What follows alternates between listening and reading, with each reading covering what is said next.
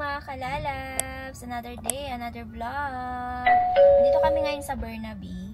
May pinick up lang kami and then meron kaming i-deliver din na items na order sa amin sa Abbotsford. So, ayun, si Papa Dib nasa likod. Niloload niya lang yung banners na i-deliver namin.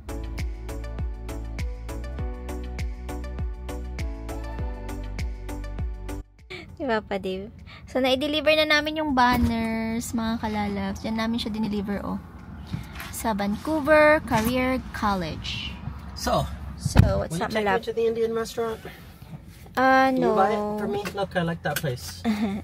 It's called Antisari. Antisari. So, anyway, let's go home. Oh my god, we just got here! Oh, let's go home, love. I need to go somewhere. Really? Yeah, so it's 12:30 p.m. So, I have a lot of time, but I think not really. Yeah. So much time. When we just got here, I wanted to go check out how exciting Abbotsford is.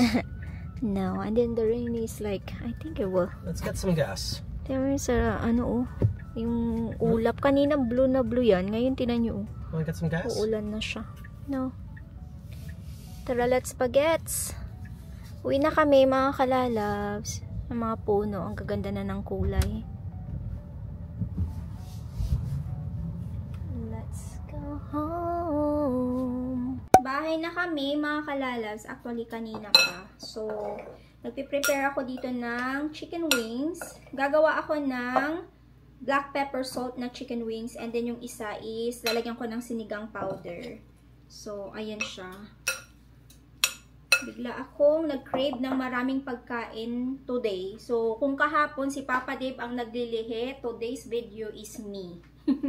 Nag-crave ako ng chicken wings, tapos kimchi sinigang. So, gagawa ako niyan.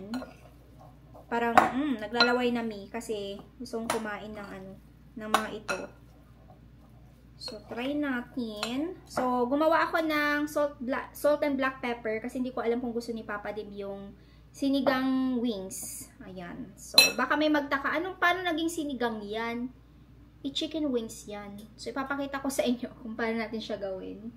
So, na-mix ko na yung iba dito, yung aking salt and black pepper chicken wings.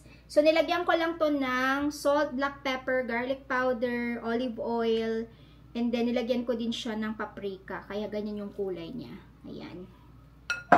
So, ilalagay ko lang siya dito sa ating baking pan. And then, i-mix natin yung isa ulit. So, dito ko na lang din ilalagay yung yung other batch ng chicken wings. Si Nicole, paborito niya yung sinigang na chicken wings.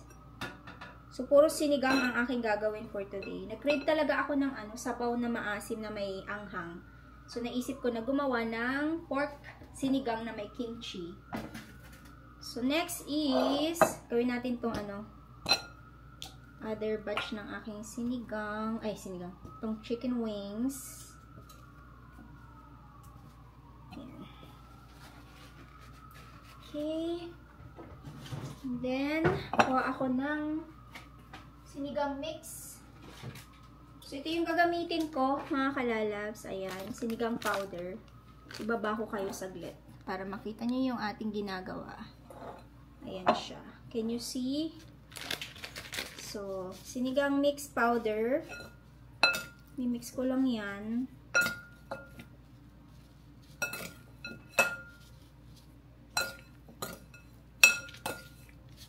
Gusto ni Nicole yung maasim na maasim. Ayan. Talagay din ako ng dito. Pangalan dito yung garlic powder, salt, and then black pepper.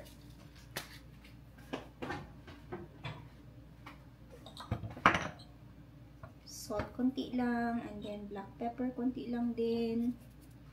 And then garlic powder.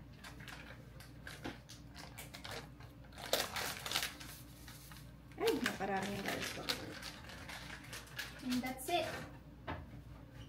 And i-bake natin to ng 45 minutes. Ganun lang po kadali ang ating chicken wings.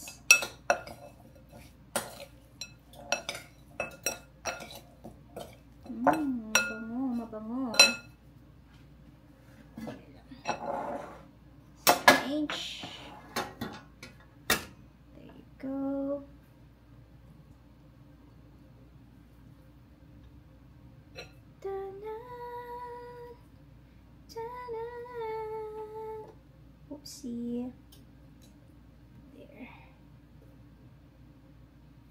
Alam niyo yung chicken wings, ito yung part na gustong-gusto ko. Yung sa may ano, yung flat lang siya. Ayan. Gustong-gusto ko yan. Okay. Hintayin ko lang na uminit yung ating oven. And then, ilalagay ko to sa oven. You can use air fryer, mga kalalabs. Pero, ang aking gagawin today is sa oven. Para magamit din naman natin yung oven natin. And then, prepare ko din yung aking sinigang na kimchi. Prepare ko yung ingredients. Bali, yung aking ingredients para sa ating sinigang is kulang. So hindi ako maglalagay ng gabi, tapos wala din akong cabbage or napa cabbage. So ang ilalagay ko lang is kung ano yung meron dito sa bahay. Meron pa kasi akong gulay dito. Talong at saka okra at saka yung lang meron ako. Ang tawag dito. Ang tawag din broccoli, Chinese. Hindi ko alam kung ang tawag doon. Basta yun na yun. Lagay ko na dito sa oven. See you later after 45 minutes. Ayan. Tingnan niyo si Ube, oh. Naglalaro. Hey, what's up? Ay, nako po, Ube. Lalaro siya doon, oh. Naglalaroan niya. Doon ko talaga yun nilagay for now, pag hindi kami naglalaro. Kasi, pupunta siya doon para makapaglaro siya doon. Do you wanna snack? Ha? Do you wanna treat? Okay, tara. Doon tayo, oh. Halika, dali. Doon tayo pala. Bibigyan ko lang siya ng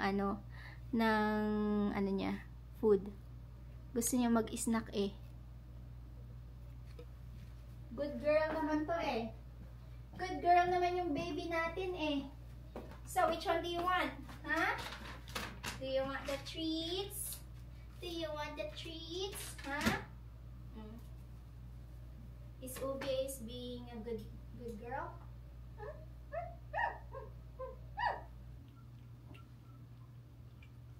Bakit kaya si Ube gustong-gusto niya to? Dahil siguro maalat, no? Meron siguro siyang lasang Here. Yum. Oh, there you go.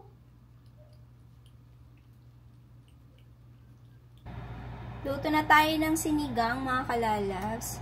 So, naglagay lang ako ng konting olive oil. And, ang gamit kong meat pala dito is pork. Pero yung, yung pang, Korean barbecue. Ayan. So, yan yung napili kong, meat. Para madali siyang maluto. So, ito-fry lang natin to. Saka natin ilagay yung ating onions. I-try nyo tong sinigang na kimchi na to kasi masarap siya. Especially kung kumpleto yung inyong recipe. Kung may gabi kayo, meron kayong radish or yung tawag dito, napa cabbage, mushroom. Sobrang sarap. Try nyo. Kasi hindi kayo magsisisi sa sinigang na sinigang na kimchi. So, ayan. Hintayin ko lang yan.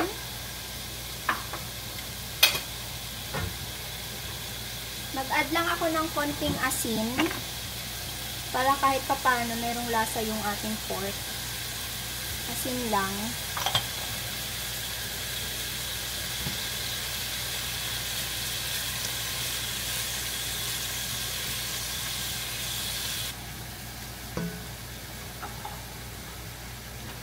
Lagay natin yung onions and then yung kamatis.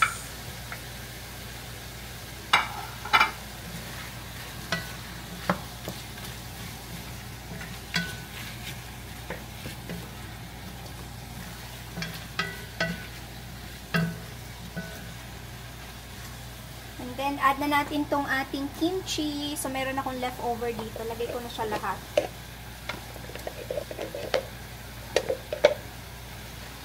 Haluin lang.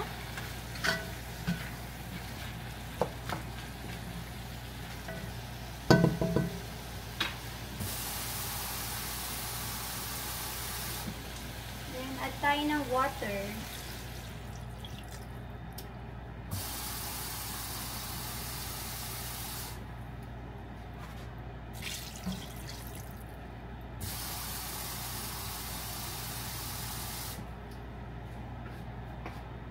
There you go. And then, haluin lang natin to ng slight. And hintayin natin siyang kumulo and then lagyan natin siya ng sinigang mix mamaya.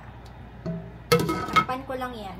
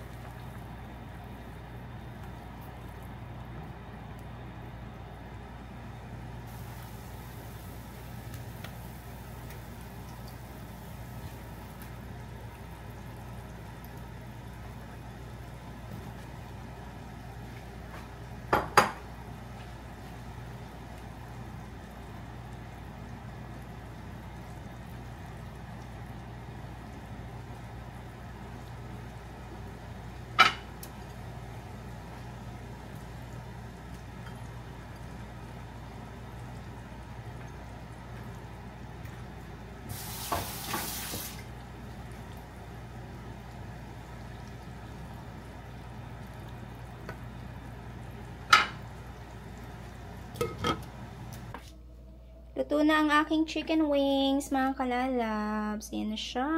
Looking good. Para siyang nasunog, pero hindi yan sunog. And then, ito naman yung aking kimchi sinigang. O, diba? Na-enjoy ko yung dinner, mga kalalabs. Hindi na ako nakapag-vlog sa inyo. So, kumain kami kaagad after kung pinakita sa inyo yung niluto nating chicken wings. And then, yung ating kimchi sinigang. Na-enjoy ko talaga siya. So, gusto ko talaga yung kimchi sinigang na yun. So, simula nang na-discover ko siya, yun na yung madalas kong niluluto pag nagkikrave ako ng sinigang. So, okay naman siya. And then, yung meat na ginagamit ko is yung pang Korean barbecue. Kung napansin niyo, di ba? Sinabi ko naman sa inyo kanina. So, try niyo din gumawa kasi the best, masarap siya. So, yeah. Anyway, mag-end ako ng vlog. But, before ako pala mag-end ng vlog, share ko lang sa inyo yung nangyari dun sa namin, sa paligid ng bahay namin kasi nga sa Bagyong Christine, sa sobrang lakas, pati yung malalaking puno na bunot yung ugat, 'di ba? Sobrang lakas talaga ng bagyo na yun. And natakot si Edeniel kasi may trauma si Edeniel kasi 'di ba meron yung undoy ba yung malakas sa bagyo before na. Kasi yung bahay namin before is bamboo. So talaib ba yung tawag doon, yung bubong pa. So alam mo yun, sa lakas ng bagyo na tangay yung bubong ng bahay namin before. So, parang na-trauma siya. So, hindi siya nakatulog. Sumakit yung ulo ng sister ko kasi nga, yun nga, yung parang na-stress siya dun sa lakas ng hangin. So, ayun. Buti na lang, yung mga malalaking puno sa likod ng bahay, pinatanggal namin before ako umuwi. Nung nandun yung asawa ni Edeniel. Kasi kailangan din nila yung mga na yun eh, yung mga kahoy para dun sa kanilang tirahan ng kanilang mga alaga. So, buti na lang talaga is wala na yung mga puno na yun. Pero talagang parang nakikita niyo natabunan yung bahay namin ng mga puno. So, wala nang masyadong damage doon sa bahay. So, thank you Lord kasi safe yung family ko. And I know na marami po sa ating mga kababayan taga Bicol, Batangas, kahit saan yata. Hindi ko lang alam kung saan yung pinaka natamaan talaga ng bongga. Pero I know Bicol kasi marami akong nakikitang mga videos, photos, then nag-share ng mga pangyayari. So, ayun. And then marami din namatay, no? So, yeah. Anyway, sana ay makarecover tayo ng mabilis. Lahat tayo, especially sa mga nawalan ng bahay, ayan, sa mga talagang nasalanta ng bagyo, sana ay mabilis po tayong maka-recover. So yun lang, i-share ko lang sa inyo kasi sobrang nakakatakot talaga yun. Siguro pag doon ako, para siguro din ako hindi rin ako makakatulog. Kasi sa sobrang lakas ng bagyo, di ba? So, ayun, again, ingat-ingat po tayo lagi and dasal po tayo lagi na sana hindi na po dumating yung isa pang bagyo na paparating. So, ayun, ingat-ingat po parati mga kalalabs and pray always. So, thank you po ulit sa panonood ng vlog. Dito na ako mag-end ng vlog. So, I don't know kung kailan ulit ako mag-vlog mga kalalabs. Pero pag bigla akong nawala at hindi ako nag-upload, busy ako sa trabaho, no, mga kalalabs. And sometimes kasi, wala din ako masyadong ganap. Dito lang ako sa bahay. Kaya, parang on and off din ako sa aking pagbablog. So, ayun, again, maraming salamat po sa pagsuporta lagi sa ating vlog. Every time na nag-upload ako ng vlog, ayan, maraming salamat po sa mga datihang Kalalabs family. Maraming salamat sa patuloy na pagmamahal, sa panonood at pagsuporta. Sa mga dumagdag po sa Kalalabs family, welcome po dito sa ating Kalalabs family, and thank you po sa pag-subscribe at sa panonood. So, ayun na po. Maraming salamat po ulit. Love you all. Please don't forget to ring the bell icon kasi may mga iba sa inyo nagsasabi na hindi ako nag-upload. Pero nag-upload ako. I-click nyo lang yung bell icon para lagi kayong updated sa mga ina-upload kong video or vlog. So, ayun. Thank you all. God bless us all. Stay safe and always be kind. Bye-bye!